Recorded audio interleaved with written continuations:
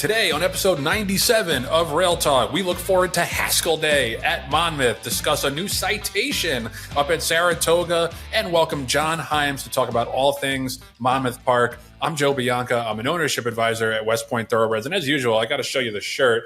That says New York Sack Exchange. It doesn't just say New York Sack. Where I have a reason, I have cause to bring out my Jets shirt. I don't do this many times throughout the year because they give me nothing to celebrate. But we locked up Garrett Wilson and Sauce Gardner to 4-year contract extensions. I know you are all so excited, just as excited as I am.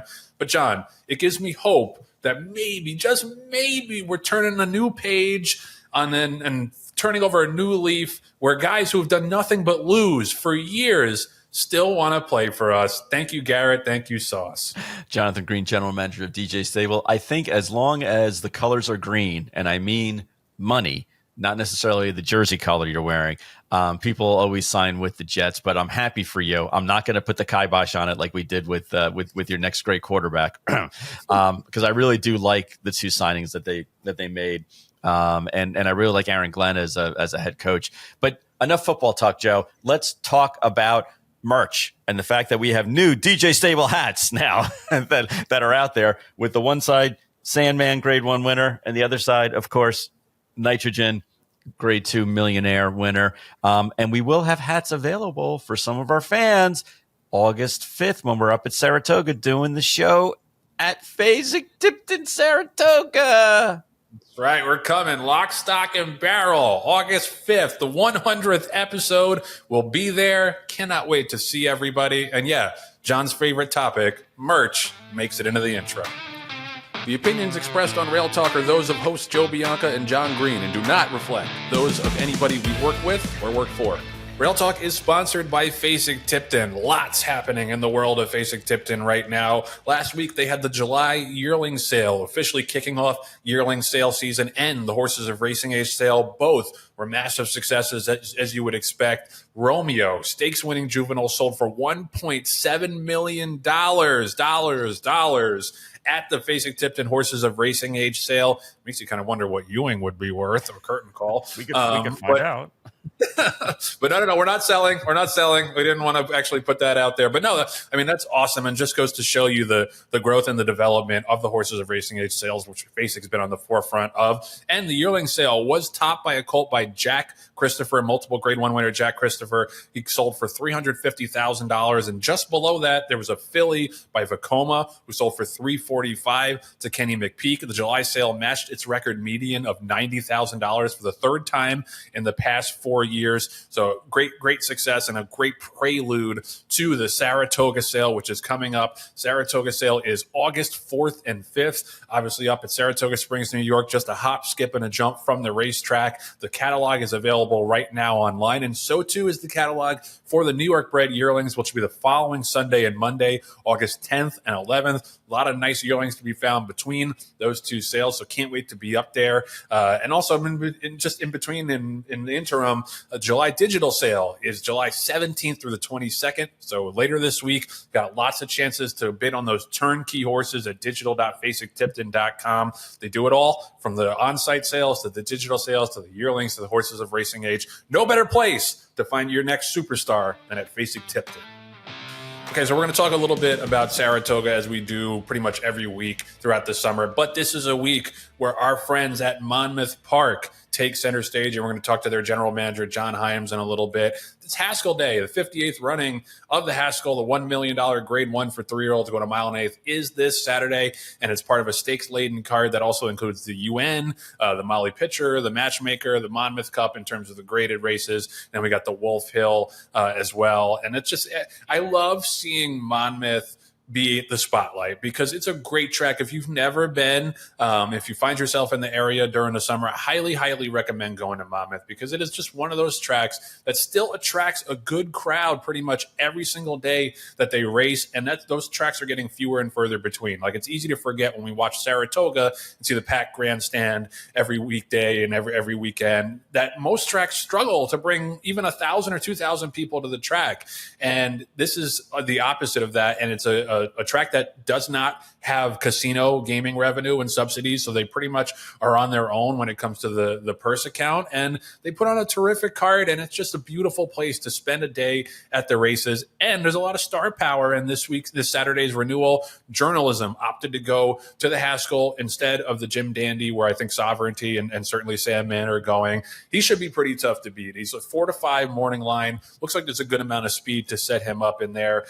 John, I would love to get your thoughts on the importance of Monmouth to this area, and as well as this Saturday's race. Well, I think, Monmouth Park is ingrained in our DNA here, not only in racing, but just in general interest. Whenever people hear that I'm involved in the horse industry, there's 3 questions. Number 1 is, have you ever won or been in the Kentucky Derby? Number 2 is Joe Bianca as handsome in person as he is on the air? And then number 3 is, should I go to Monmouth Park? And the answer to all 3 is yes, yes, and yes. Thankfully, it's the Holy Trinity. It's the trifecta of my world, actually. But I digress as usual. But no, the Haskell has been, part of our story for such a long time, because it's this elusive race that we've never been able to get the right horse into. And you would say, well, why wouldn't you run Sandman in the Haskell this year? And the simple reason is because he's just not fast enough out of the gate. And Monmouth has historically been such a speed favor in racetrack. So if you're looking at, well, who should I bet this weekend? And do you have a hunch, or do you want to not play the favorite? Play speed, because speed really does well at Monmouth. It looks like it's going to be another, typical summer hot day. The track will be baked a little bit. Turf course will be nice and firm, and speed is the ultimate weapon when it comes to Monmouth Park. Joe, that being said, you wonder, Journalism has tactical speed, can sit 2, 3, 4 lengths off of it. Certainly Kentucky Outlaw will be coming in from the outside. Wild and Crazy Night, the Jersey Bred, Bracket Buster on the rail. Those will all set up nicely for the speed. But I'm wondering if maybe if you wanted to play against the favorite, do you go with Gosker? Do you go with goal oriented? I personally would go with Burnham Square. I think if you draw a line through Burnham Square's Kentucky Derby, he got bounced coming out and check coming out of the gate. He was 20 to 1 in the race, but there were 19 horse field. And he finished 6th. He finished right by our horse, Sandman, but then bounced back and ran a really solid second to East Avenue in the Matt win. And I think that he's setting up nicely for Ian Wilkes and Whitman Thoroughbred to go ahead and have a shot at beating Journalism. But if I was betting, my mortgage money on a horse, it would have to be Journalism in this race. Yeah, I mean, he's just so solid because he's going to show up. Yeah. He just doesn't throw in a clunker. He tries hard every single time. He's right. If he doesn't win, he's close, like he was in the Belmont and the Derby to Sovereignty. And I think it makes sense for them to try a different route rather than knocking heads with Sovereignty again, because you'd imagine they're both going to reunite and reconvene in the Travers. So I think it makes sense to try to pick off a grade 1 here without having to try to beat that horse, for a third time, 0 for 2 so far in the Triple Crown. But yeah, he's such an admirable horse. He has the tactical speed to get the right trip. There is a bunch of speed in the race, as you mentioned. Burnham Square, I think, also is interesting. He's got to get an aggressive ride, as you're talking about, from Brian Hernandez. Like, even with the speed signed on, he cannot be a million lengths out of it. And he did show more tactical speed in the Matt win, where he was just sitting third, a length and a half off of East Avenue. So I think that's an interesting alternative. I think Gosker, he does have the most upside, I would say, of any of the horses who are not Journalism. He ran too well in the Preakness to lose. That was just a monster effort. And obviously we went on and on about how great Journalism was that day, and he was. I don't think we give enough credit to what a big race Gosker ran, sitting close to a fast pace, opening up like that in just his 4th career start and just getting nailed on the wire. So I think he's drawn well too. He's got tactical speed. He doesn't need to be that close if the pace is super fast. So he's the one I would look towards. Goal oriented, I think, is the wild card. I could see him winning or running 8th. He's just one of those horses. He's lightly raced. He had the 2 wins that were good, but they didn't blow you away from a figure standpoint. He got roughed up in the Preakness. Who knows if he was going to factor? I think he probably was tiring, but he's obviously working huge for Baffert, as all these horses do. 58 flat, 58 and 3, et cetera, et cetera. So it's a super interesting race. Journalism clearly the horse to beat, but I don't think it's a layup. I think he's going to have to come with his best effort. Over the weekend at Saratoga, Had some good stakes action. Obviously, this Saturday is another big card too at the Coaching Club American Oaks. But there was a big stirring on racing Twitter about the removal of a lot of turf races and moving them to the main track from opening week. And this is one of those things where I can see both sides. Like, there's no way that NYRA is doing this shit for funsies, taking these races and moving them to the dirt, because it just decimates their program. There's tons of scratches. You get 4 and 5 horse fields. It's bad for business. So there's no way they're like, we're going to take these races off of the turf to screw the average bettor. That's our master plan. Obviously, that's not happening. By the same token, I get why people are a little frustrated that, the turf course had been baked. It was so fast during that July 4th festival, and it got one half day of rain, on Wednesday, right after the opening day card. And then everything pretty much, except the stakes, was off the turf all weekend. I know they got more rain on Friday as well. I think it's just frustrating for people because, they look forward to this meet so much, and it's not as if there had been a bunch of rain beforehand. And if you look at the times from the weekend, like, this did not seem like yielding or off turf in terms of the times that the horses were putting up. Like, I know they were really nice horses, but the Diana was running 147 and 1. Mm-hmm. That is not a yielding turf course. So I think that just, maybe, I guess they upgraded it to good, but I don't know. It just, from the times and the way the turf course looked, which it still looked good, they weren't kicking up a bunch of clods of dirt. It seemed to me like they were being a little bit overly cautious, knowing obviously that they have to preserve the turf course for the rest of the meet. But I get people's frustration that 90% of the turf races scheduled for the opening week pretty much were off the grass. John, you're an owner, and I wonder your thoughts about this. Like, do you think they're being overly cautious, or if you did have a horse in a race where the turf was good or yielding, would you prefer them be more cautious? I think, it's two different things. As an owner, obviously, I want to have the safest turf or strip, racing strip possible, and I have to rely on the track superintendents to make those decisions, educated decisions, and they would do it much better than I could, especially from being in New Jersey. Let alone the fact they have all the experience, to manage the turf course. It's frustrating as an owner. It's, you put all the timing and all the expectations, and you work backwards from a race as far as a horse's training. Web Slinger is the most recent example.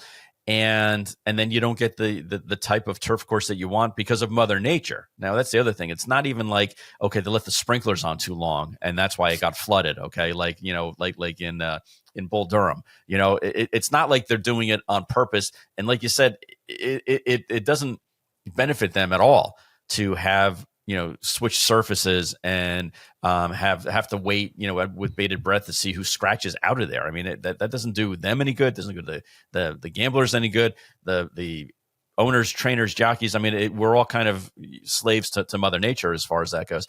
Are they being a little bit on the cautious side because they have to keep this turf course going all the way through Labor Day?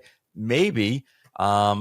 But it is frustrating, certainly as an owner, and I would imagine as a gambler, to do all your handicapping and then the next morning wake up and find out that it's not on the race. What's the answer, though, Joe?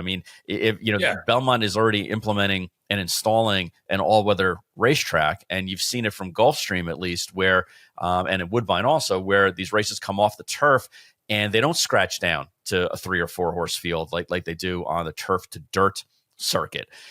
So you have that option, but people bitch and moan about that also. Oh, well, now it's a whole different, well, yeah, it is. It's a whole different strip. I get it. But at least then you're keeping 80% of the horses in the race, and you can at least have a puncher's chance at having a horse peak at the right time because the date hasn't changed. Just maybe the surface.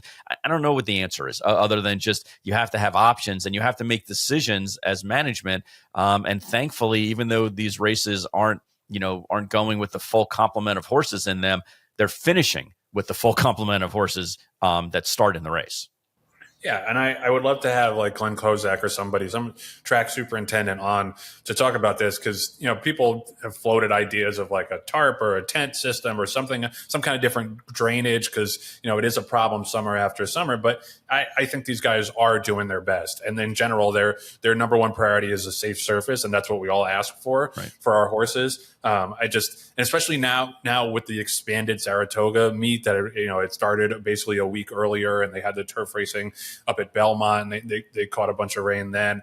I think I think people are a little frustrated that there's so much Saratoga and then like opening week, they get some rain and other races are off the turf. Like, are we guarding this turf course more so for like these boutique weekends, and then the day-to-day racing on grass isn't quite as important or isn't prioritized. But it's a conversation, and I can see both sides of it. The thing that cracks me up, Joe, is that we're hurting for turf superintendents or racetrack superintendents, that there's not a big pool of applicants, and the ones that are at the racetracks have been there and do for them, I think for the most part, the right thing and do a good job. But apparently there are so many, experts, unemployed experts that are on Twitter, whether it's for training, owning, managing, pharmaceutical, veterinary care, racetrack. Go ahead and fucking put your resume in if you're such an expert and come in and, for people who have never stepped foot on a turf course, they know how to manage the turf course. That is ludicrous and hysterical as far as I'm concerned. Rail Talk is sponsored by our friends at Arion Pedigrees, a worldwide leader in thoroughbred pedigrees. Their database is unmatched in this business when it comes to pedigrees, race records, sire reports, leading sires, crosses, stallion rosters, stakes races. They've got everything covered. And it was just unbelievably exciting and fun to see our buddy, Andrew Stewart, friend of the show and friend of us in general, in New York City. The man flew down to New York just to see us. You think you're a fan of the show? When have you taken a flight to come just hang out with me and John? Appreciate Andrew. There's a little photo that we're going to put up on screen of the three of us, me, John, and Andrew, at one of my favorite places, Sagaponic in New York. Had an awesome lunch. It was so great to meet him in person. Salt of the earth. The other side of the earth. And it was awesome to see him and just to chat. And yeah, John, we had a great time. We really did. And one of the things that I love about Andrew is that he's just a regular guy. I mean, we kept trying to bring up stuff like, hey, can we do this on the podcast? What can we do for the spots? And he was like, no, mate, I just want to hang. I mean, it was really like he just wanted to spend some time with us and talk horses and talk about the industry in general. And I think he was very enamored with Patty and just couldn't stop talking to her. You and I were kind of sidekicks on this date. We were extra wheels as far as I was concerned. But that's usually what happens. Exactly. No, I'm not blaming him by any stretch. But no, it was really cool to get to know him even more. And Joe, what was really fun for me also was the fact that he said, all around his travels, he came from New Zealand. He went to Toronto. He's been at Saratoga. He's been to Kentucky. All throughout his travels in the horse industry, the one question constantly comes up, which is, how did you get associated with the knuckleheads over at Rail Talk? And it really is cool. I mean, it was great that that he brought up a couple different times where people asked about us and asked about you and how we do this and what goes on behind the scenes. And I think he really enjoys being a part of the process and definitely friends with us. So it warmed my heart that he did all those things for us. Yeah, and we love him and we love Arion and the website. Go to arion.co.nz. Go check out what they have to offer if you're planning on booking a mating or you're handicapping, anything that has to do with pedigrees and sires and mares. It's the first stop you should have on that research process. And yeah, we love Andrew. It was great to see him, the foremost expert of breeding and pedigrees that we know, and also New Zealand's biggest John Mellencamp fan. So the guy's got good taste, and that alone is enough to make him a celebrity. Andrew, thanks for coming by. Thanks to Arion for the sponsorship. Go check him out. 2 weeks, 2 Rail Talk citations, and the Academy has met in a back room, and they've decided to give themselves both of the Oscars to start this proceeding. It's a West Point Thoroughbreds horse who's going to get this week's Rail Talk citation, which is us stamping horses. Earlier in their career, we expected to go on and do big things. We gave you some of the criteria last week. For a 2-year-old, it's got to be above a 70 buyer before August 1st, or above an 80 buyer after August 1st. You can throw up the rest of the qualifications as well for the rags and the thorograph number, or the thorough manager numbers. Just got to be one of those. I think I might have said last week that's got to be all of those figures. It's got to be one of those figures. But no matter, because Curtain Call had them all checked, had all those boxes checked. You got an 82 buyer, you got a 12 on the rags, you got a 5 on the thorough manager for his debut. That was so exciting to see. He ran second to Obliteration first time out. Obviously was super flattered when Obliteration came back and obliterated the Sanford Stakes. Curtain Call, and I love the way he did it. Stumbled a little bit at the break, sat in behind horses, took some mud in the face, professionally angled out, and then once he got in the clear, it was all said and done. And it was only a 5-horse field, but it looked like there was some steam in that race with the $1.4 million Tagger mean for Steve Asmussen, who was a distant second, and I think the horse on the rail for Gold Square was pretty highly touted, maybe a little short on conditioning, but super fast out of the gate, obviously. So this is quite the 1-2 punch, John, for Mark Casse. He's obviously got Ewing, who went an 88 buyer, 13 rag, 9 on the thorough manager charts, and Curtain Call now in the stable. Man, if they're both in the hopeful, I wasn't scheduled to be up there on Labor Day, but if one or both are in the hopeful, I'm coming up. John, what were your thoughts of Curtain Call's second race? Well, the amazing thing about it is that if you don't bet on Casse first time out, which the ROI says you shouldn't, you definitely should bet on him second time out. And Curtain Call, not that he did anything to embarrass himself in the first race, especially against Obliteration, who arguably is, the top horse in the division, albeit small sample, but in the division so far. But Curtain Call to run those kind of numbers, the buyer number, the sheet number, those are numbers that like horses are running in their early 3-year-old year, Joe. And Sandman, case in point, he ran a 5 on the thorough manager to win the Arkansas Derby. Wow. Okay, so that just to give you kind of a some context of how good of a number that really was. And horses of Marks and other trainers as well. Trainers do one of two things. Either they try to get their horses to win first time out and basically, hopefully continue to move from there, or they build for a career, not for a race, which is, Casse's in that camp, and horses continue to improve. So, Curtain Call improving the way that he did, and you figure he's got blue sky ahead of him. He and Ewing, and I know we own, and manage the bulk of both those sources between our two groups. So it is a little bit of homerism, but you can't argue what they've done on the racetrack and what they've done statistically with the numbers, and they pass all of the tests. So I would say that they both have very big futures ahead of them as long as they continue to stay sound. And it's going to be a really exciting summer and fall, hopefully, Joe, for these horses, as well as the handful of others that have yet to earn the Rail Talk citation. But you can see the kind of horse competition that they have, and the bar has been raised every week, I would say, so far in this early pool. Yeah, no doubt. And it's been a great summer of 2-year-old racing already. And I promise there will be citations that aren't owned by West Point or DJ Stable that just happened to work out this way. It was completely happenstance. But no, and Curtain Call, I loved him at the sale at March. And it doesn't generally matter what I think. Terry and David are the ones that do the bidding and do the buying, but I was so stoked about him, and he just hadn't put a foot wrong. And I think that he's the kind of horse who's going to get better as he stretches out too. So we are over the moon about him. And I want to give an honorable mention to another really nice 2-year-old who debuted last week on the turf at Saratoga for George Weaver. This is a horse named Cy-Fair. This was a filly by Not This Time. Shout out to Tailor Made. She got bet late. There was a favorite who scratched late in that race, but she popped out to the front under John Velasquez and just kept going to win by 3 1/4, which is a lot in a turf sprint, especially for a 2-year-old. She was super impressive. She got an 80 buyer.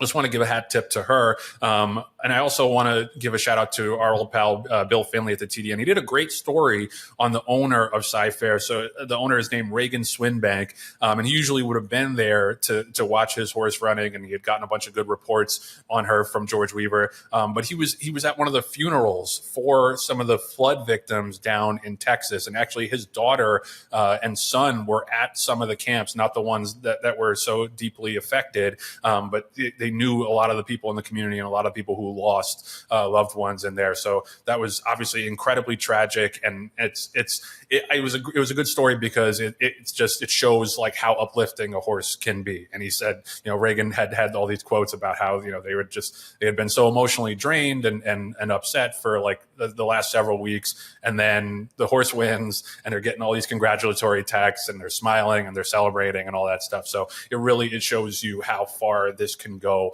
when you have a nice horse, and especially when you're dealing with something tragic in your life. So honorable mention, tip of the cap to Sci-Fair and George Weaver and Reagan Swinbank, and we'll be watching her as she progresses through the rest of the fall and the summer.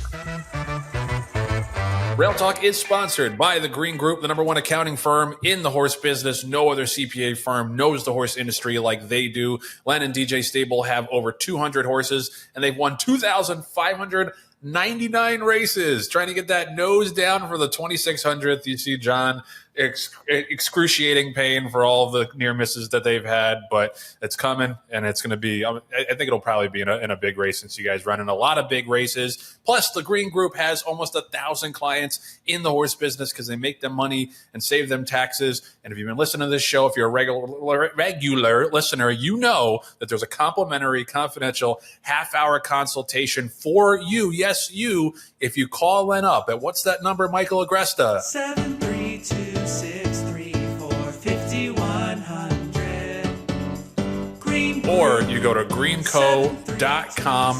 Len guarantees he'll find you value. He's done it for scores of people across this industry. He'll do it for you, but you don't have to take it from me. Listen to yet another Green Group satisfied customer and client, Randy Miles. It started a long time ago, probably 10 years ago. We needed some real help, both my partner and I, and we called Len, and he made us feel very comfortable. And we have been with Len for 10 years. He knows the horse business. He knows the game. He makes us feel super, super comfortable about the ins and outs of what we're trying to do. And so it's a good marriage between two country boys that don't know much about the taxes and a really smart guy. And plus, he's in the horse business. So it makes us feel that more comfortable. Thank you, Randy. Thank you, Len and the Green Group, for taking care of so many people across this business. There's truly nobody else you should go to for your tax needs. Don't waste time. Call them up at 732-634-5100 or go to greenco.com. Len guarantees he'll find you value and savings. So we're so thrilled to bring this next guest to the Rail Talk studio. He is the general manager of Monmouth Park, very near and dear to our hearts on this show. John Heims, welcome to the show. Good morning. Thank you all for having me. I appreciate it. Oh, so glad to have you. It is Haskell week, and it's obviously a big point of pride for everybody at Monmouth and everybody in Jersey. I could ask John Green this question too, but I'd love to ask you this as someone who's lived this for several decades now at Monmouth Park. Can you just talk a little bit about the pride that people take at Monmouth and in Jersey and on the shore in general about Haskell Day and what that means to the community? We do. I mean, we usually see 40,000 people, give or take a few thousand. It's targeted on everybody's calendar. And the beauty of what's been happening over the last few years, and it's a great credit to the marketing department, the amount of young people that show up for this day. It's one of those, like the fear of missing out, the FOMO. I have to be here because all my friends are there. They dress the part. They actually do bet if you want. I mean, some people are, these kids don't have any money. Untrue. They do come out, they play, they dress, and they have such a good time. And I mean, it goes not just from the picnic area where there's so many of them. It goes all the way up to the partiers where everybody almost at that age level is just trying to get a better spot or trying to outdo their friend to say, oh, I'm sitting here or something to that effect. But I mean, that's just the young group. Everybody here at Monmouth Park, we take such pride in this race that we put on. We take such pride in the fact that we work so hard, not just for this one day, but for the 50-day meet and everything. I mean, my whole attitude has always been, I never want anybody to leave here and not say that this is the best track they've ever been to, and that everybody at Monmouth Park treated them better than any other racetrack in this country. Yep. And John, it doesn't just end with the Haskell. I mean, you have a full slate of races running that day. You've been able to recruit some of the biggest outfits in the country to come in and enter not only in the Haskell, but in some of what I'll call the undercard races. What's in the recruiting process as far as, how you get horses to come in, between the Haskell and the matchmaker and the United Nations? What's that process like? For that, it starts really, we usually put our first condition book out in January. We're pretty early on that, but there is a recruiting process. Myself and others, we actually go to many of the other racetracks across the country, Oaklawn Fairgrounds, Tampa, Gulfstream, other places. And it's not just shooting for getting people to be here and stabling all year long, just letting them know what we offer and what we have. And you throw the stakes at them and things of that nature. What we started last year, and piggyback off of some other racetracks, what they had done, we offer a trainer challenge and a nice bonus program. So there's $150,000 up for grabs on Friday. And it's not just some of those tracks do it just for the stakes races. We do not. We want the locals to be involved and the guys that support us all year. So it's Friday, Saturday, Sunday. Every race carries points. And at the end of Sunday, highest point getters, the trainer will get $75,000. So wow. By way of example, last year, Pat McBurney finished third. He got a check for $20,000. He's a local guy that's been here forever. He ran enough horses, accumulated enough points. And it was probably the best one that we got to give out because it's a local guy that actually not only participates all year long, but you're able to reward him for that participation. And so I think this overnight that you see now is the work of last year with the first time we did the bonus, but people now actually looking at this and say, well, not only are the races really good, the purses are really good, but you know what? There's extra incentive to be there. And so you get them an allowance race or a maiden special. And that's what we really targeted for the overnight for Friday, Saturday, Sunday. And I got to give a major shout out to you guys and everybody at Monmouth because I always recommend people go there. I was there on Memorial Day weekend, and it was a Saturday. There wasn't like a huge card. I think the cliffhanger was the feature, and the rest of the card was mid-level claimers, a couple allowances. But there were like 12, 13,000 people there, and it reminds me a lot of Arlington Park. When I went to Arlington, it didn't have to be like a huge card of stakes races. People just showed up and came out. What do you guys do, like especially in like a crowded region where there's a lot of other options, a lot of other racetracks, there's Atlantic City around the corner. What do you guys do specifically to get these crowds to come out every weekend? Well, I think it's one of those, we only race 50 days, so you're limited opportunities. The Jersey Shore, a lot of that early crowd is dependent on beach. If it's a bad beach day, they come here. They need something else to do when they rented a house for the week. You get a lot of those people that come down for that. Other than that, though, there's also just this core group of people that say, I want to be there. So many of them are here every day, but I just want to be there, especially the weekends. That's what they plan a lot of their summer around. And we are probably one of the highest attended tracks in the country. And like you said, Arlington was one. Obviously, Del Mar is one. There's just those certain places that people ensure that they're going to be at. There's other tracks where they get no crowd and they rely on simulcast handle. We're not in that crowd. The simulcast handle is great. I get that. But when you're getting 20-cent dollars on track, the more people that show up, whether it's picnic area people where the per capita is probably $30 or high-end players, it all washes out in the end. And the more people exposed to the sport and to Monmouth Park are the ones that you're building a future with. And so that's our whole intent there. Right. Right. And John, I think you're one of the few individuals that actually has been at Monmouth longer than I have. So how did that process come about? Why do you look so much better than John Green? No question about that. Exactly. But how did you end up at Monmouth? Because you had a private practice, right? You're an attorney by trade? I am, but actually I did that after. So I got my undergrad at Clemson, went to grad school at the University of Kentucky. And in Kentucky, and I always liked horse racing. I came here since I was a kid. And I was like, I was going to get a PhD in economics. And I said, I'm almost boring myself mentioning it. So it's like, this can't go on. So Louisville and Arizona had the two racetrack programs, and I knew nobody in horse racing. And so I got into both. And Louisville, I was able to get in-state tuition because I established residency. And it's a one-year program that's postgraduate. It cost me $1,000 a semester to get that degree. Right. And that summer, I looked to intern here at Monmouth Park, and they didn't hire me. And so I got hired at Atlantic City Racecourse and commuted. I did at the time live in Seagirt. So it's an hour and 10 minutes each way. So I commuted for the summer and did that. And the next year, Monmouth Park hired me, and I've never left. And then in the interim, while I was here, you saw what was happening in racing and racetracks across the country. I said, I better find a pretty good backup just in case. So law school became my default and backup. So I commuted from here all the way to Delaware for 3.5 years and did that. And in the middle of that, my first child was born. So that added a little more work to it. So. Yeah. No, Wow. So you turned out okay. Things are right. I do have a private practice, not that I'm plugging anything, but it's in Tom's River. And hopefully none of them are listening, but I have a very select list of clients that are wonderful people that just maybe 2 handfuls, maybe a little more on a regular basis. So it's easy to manage that and this. Yeah, that's excellent. I had a question about the operation of Monmouth relative to the other tracks in the area. This is something that we hear about a lot, about how crowded like the Mid-Atlantic and that Mid-Atlantic shore area is. We got Delaware running right now. We got Parks running right now. A little further south, we have Colonial running. Has there ever been, or do you expect there to be, any discussions amongst those tracks about coming up with one circuit? Like, you guys are less affected because you have that 50-day signature summer meet, but has there ever been any discussions about working together on a schedule? There has. We've talked with most of the tracks in the region at some point to come up with something. It's one of those where everybody's fighting for the same horse, and you're fighting for a full crop that's down to, I believe, 18.5 was the number I heard. Right. What used to be 40 is 18.5. So you're fighting for the same number of horses that they are. We're in the unique position in that every track surrounding us, in my understanding, you'd probably have to go all the way to Texas before you find another association or another racetrack that doesn't have casino fuel purses. And we do not.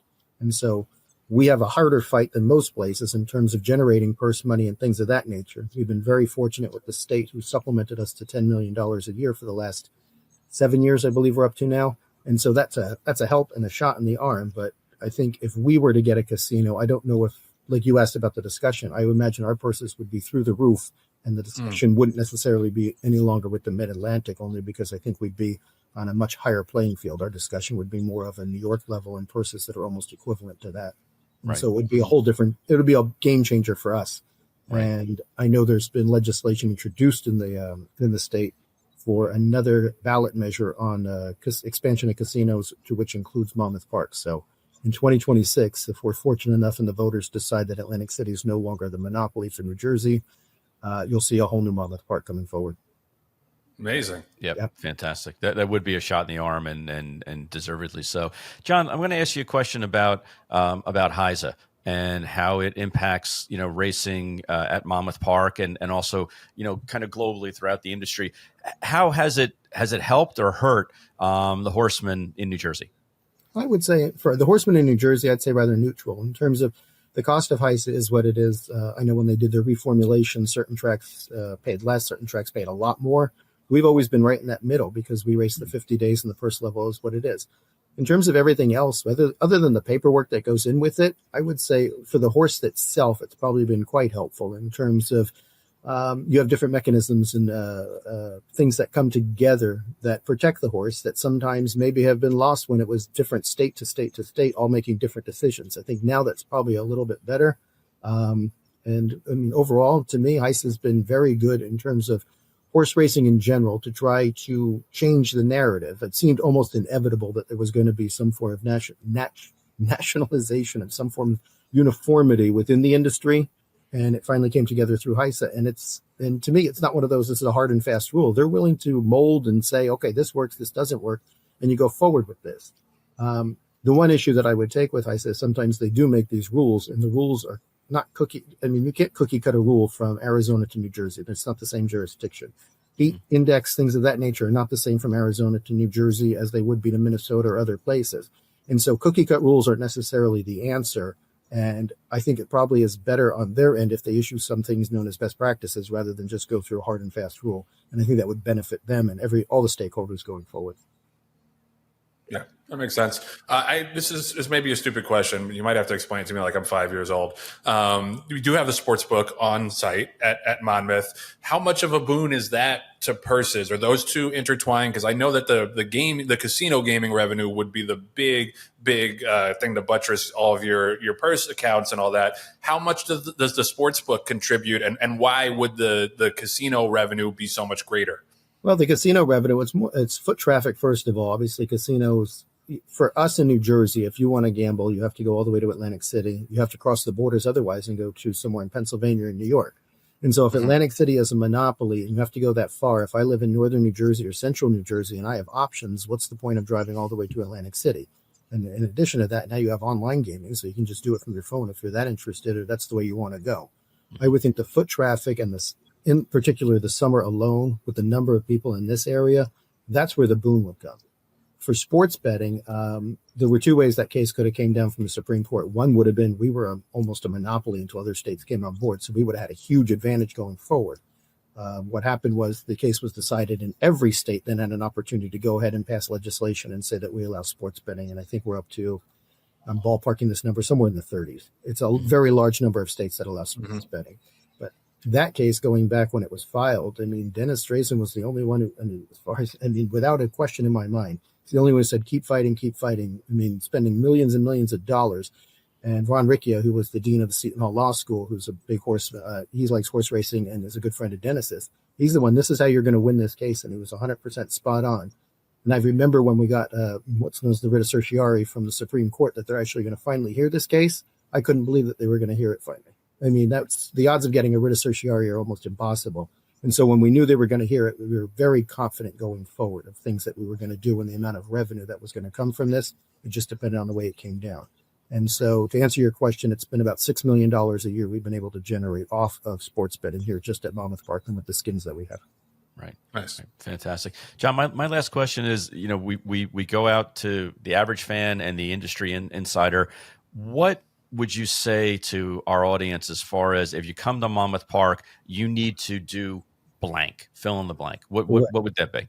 That's a real interesting one because it's such a diverse group of individuals that come here. You start in the picnic area where everybody just brings in a cooler or something to that effect, and we don't bring in beer, wine, soda. That's fine.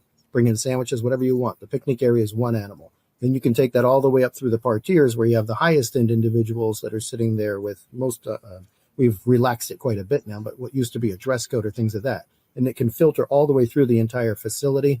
I would say our paddock is one of the places you definitely have to see. It's a beautiful English walking ring. I'm overlooking it right now as I say it. Although there is one tree that's in pretty bad shape that'll probably be replaced next year. So, and when you come, I mean, a lot of people don't even realize those trees were planted by Mrs. Haskell as a World War II remembrance when they opened the facility. And one of them that just died. There were 6 originals. We now have to replace 2. So there are 4 originals that remain from 1946.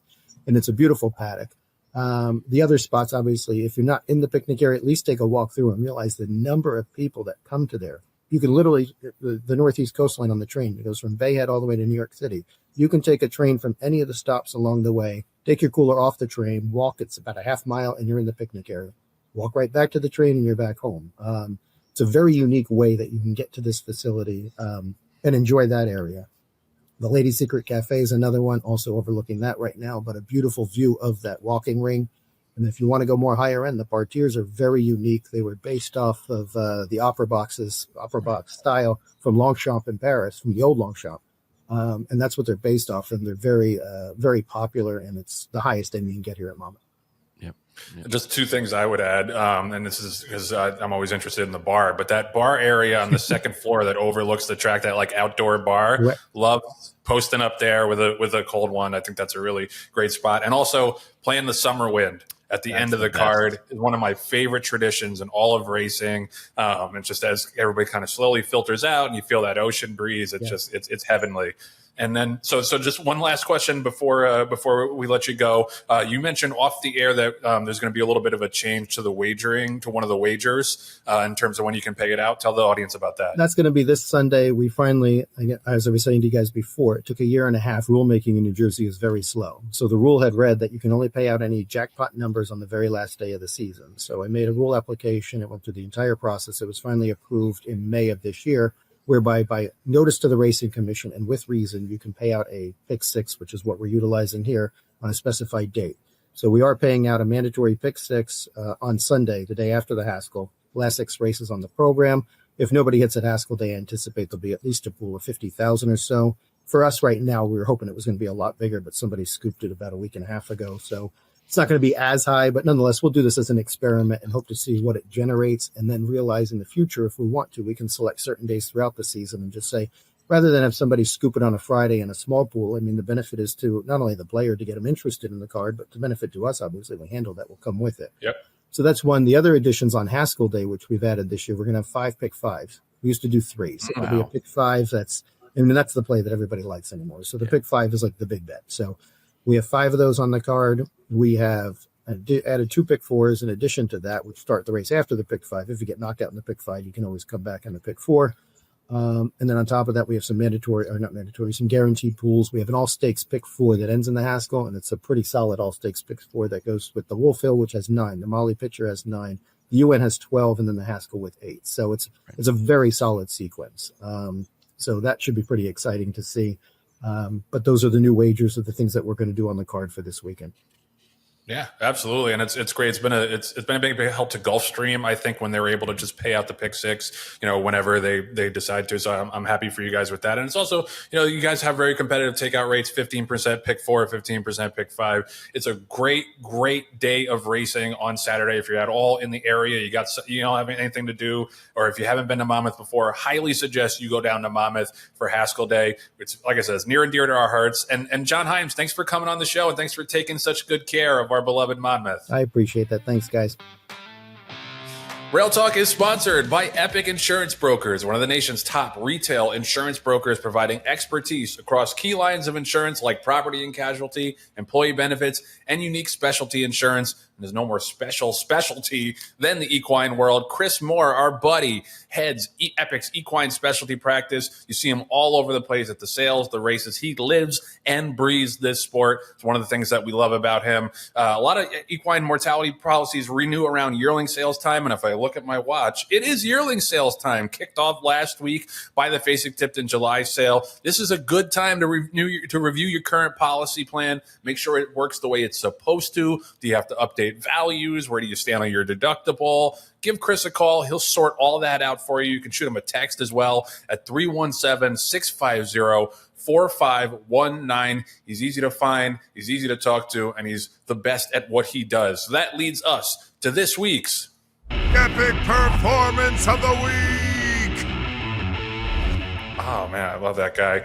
This week's Epic Performance of the Week is Farbridge. Shout out to Farbridge winning the Bowling Green on Saturday at Saratoga, one of the few races that they kept on the turf, and he kicked ass. Now, granted, it was a scratch down 4-horse field, and he was a heavy favorite in there, but he's just one of those horses who shows up every single time, is a classic distance turf marathoner, anywhere from like 1.25 miles to 1.5 miles. He's a monster, and he's tactical too. Joel Rosario made like the early move on the far turn of that race, which is usually not a good move in grass racing, but he just knew what he had, and he knew that the horse had enough tactical speed to keep going. And he's a sentimental favorite too, because he won the last major race for Christophe Clement before Christophe passed, when he won the Man of War back in the middle of May.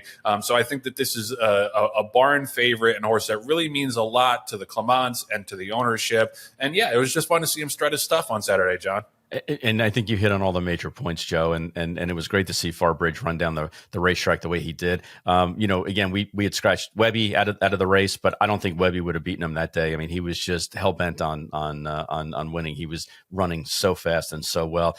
Couple quick things. One is that you're not going to see this lineage very much, if at all, anymore. Farbridge is an English Channel out of a Kitten's Joy mare, and as you know, neither of those two are around anymore. So enjoy being able to watch this marathon turf horse of Farbridge, because those connections aren't going to be coming together anymore. Now the two-time Grade 1 winner adds the Bowling Green to his illustrious career and resume, and is getting close to $3 million in earnings, which any of us would love to have. Joe, just as an aside, I love the fact that when I first met you, you knew a little bit about the horse industry. You were good about gambling, and you knew all those angles. But now you actually have a watch that says it's yearling time. It's half past breeding season. I mean, I'm all choked up about that. Who makes that? Is that an Apple version?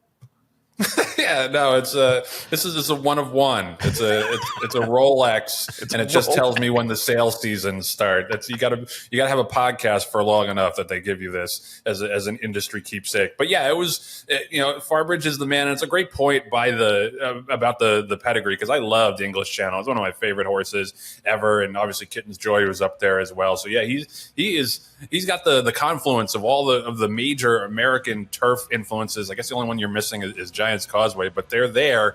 And he's a 9-time winner now, 6-time stakes winner. Just a super admirable horse. Farbridge, this week's epic performance of the week. Rail Talk is sponsored by Tailor Made, tailormadefarm.com. Go check them out. They do a great job through all sorts of facets of the industry, from sales to stallions to boarding to racing partnerships. There's no better time than now to get involved with Tailor Made, because as much as they do everything well and top of the line, they are most known for their yearling sales consignments. They're at the top of those charts pretty much every sale, every single year. They have 2 full barns, John tells me, of yearlings coming up for the Saratoga sale. So your quest for your next great yearling should start and end at Tailor Made if you're up at Saratoga. So very, very excited to see what they bring to market. You know, they're going to be well cared for, well marketed, as they've done for John and so many other clients. And obviously we are very, very excited about their Nixco Colt Ewing, who is now pointing to the Saratoga special on the Whitney undercard. So definitely check out the stallion roster as well. Not this time, obviously, is the superstar, the super duper star, but they got a lot of depth, increasing amount of depth. That's on that stallion roster every single year. Lots of nice horses will be available from stallions that I can guarantee you their stud fee is going to go up in the next year or two, because they do a great job scouting that talent in the lower and middle end of the market. And that stallion roster is just growing in importance and prestige. So go check out tailormadefarm.com, whether it's for the yearlings, to book a mare, to a stallion, for boarding, or to get involved in racing partnerships. Tailor Made, when you're with them, your family. All right, so we had some breaking news on Friday, in like that news dump period on late on Friday. I don't think that they were trying to dump the news. It just happened to work out that way. New York-based track veterinarian Dr. Michael Galvin was suspended for 2 years after an internal adjudication panel for HISA determined he'd failed to submit thousands of veterinary treatment records in 2023 and 2024. He also was fined $25,000. Violated HISA's rule when he's failed to submit more than 3,000 veterinary treatment records within 24 hours of examination or treatment for covered horses. John, you've been following this story a little more closely than I have. Tell me your thoughts. Well, I think there's a couple things at hand here, Joe. Number one is that if it was kind of a one-off, and you'd say, hey, the guy didn't follow through on a couple of procedures, then maybe a hearing and a slap on the wrist would be appropriate. But number one, he's got history of issues, and has been before the respective boards in the past. And number two, it wasn't like it was a couple of things he didn't file. It was more than 3,000 veterinary treatment records that were not filed correctly or timely. And at some point you got to say, the guy may be a bad bookkeeper, maybe a bad, administrator, and doesn't have staff, all those things. Okay. But at some point you have to say, is he doing it purposefully, or is he doing it maliciously, or is he doing it to try to hide something, or is it just that he's just really bad? But you know what? The bottom line is that when you get into the thousands of issues, that HISA has no choice but to come in and put in a 2-year suspension and a $25,000 fine, against Dr. Galvin.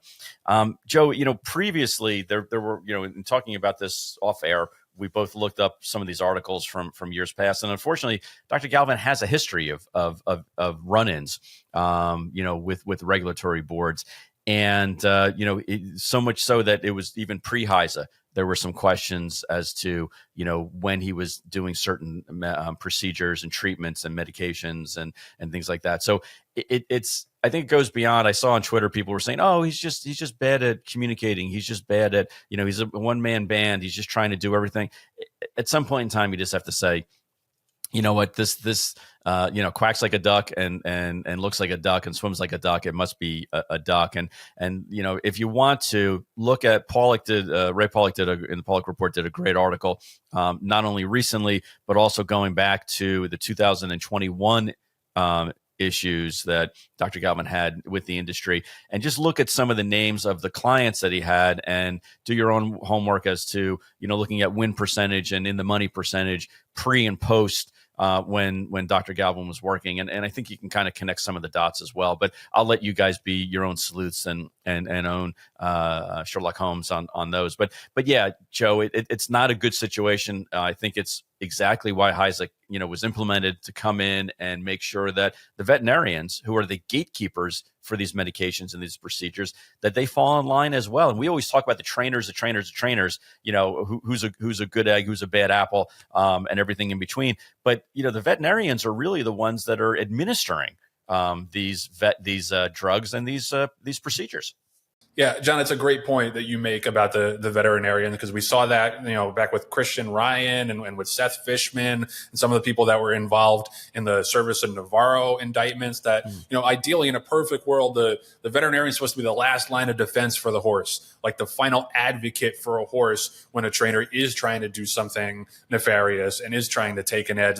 The veterinarian is supposed to be the one that stands up for the horse and says, whoa, this is not safe for them. This is not good for them. But a lot of times, they're willing co-conspirators in these issues, if not like the pusher themselves. And I'm not talking about this specific instance and specific story in general. I'm talking more in general that, veterinarians, I'm glad that we're not just throwing the hammer down on trainers, because vets are a major, major part of the puzzle when people are trying to take an edge. And we did see a major trainer suspension this week as well, with Phil Serpe getting suspended 2 years for a clenbuterol positive. They did not did not levy a fine on him, which the defense lawyer says is like kind of an attempt to get around like a constitutionality argument. I'm not smart enough to know where to land on that, but I don't know, John.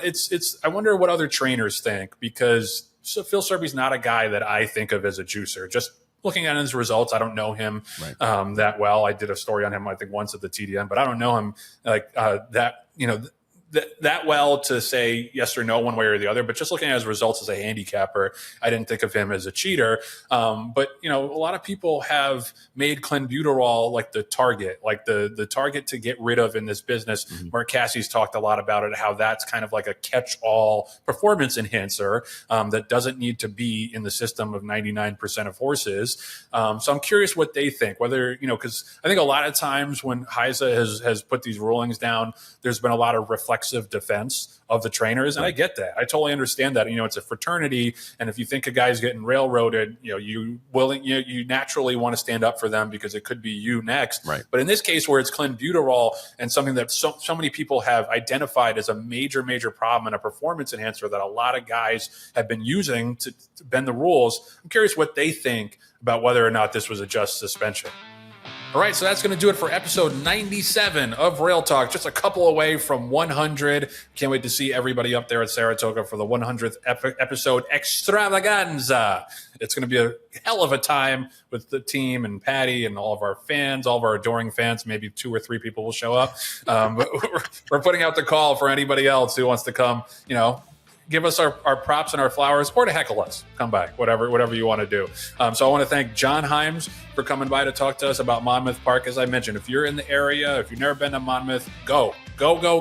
You won't regret it. John's going to be there Friday with some friends. I don't know about Saturday, but it's a great time no matter any day you go, and looks like the weather's going to cooperate. So I appreciate John Heims for coming through. Thanks to our producer, Patty Wolf, our associate producers, Julia Agresta and Nathan Wilkinson. Thank you so much for watching. We'll see you next week back here on Rail Talk.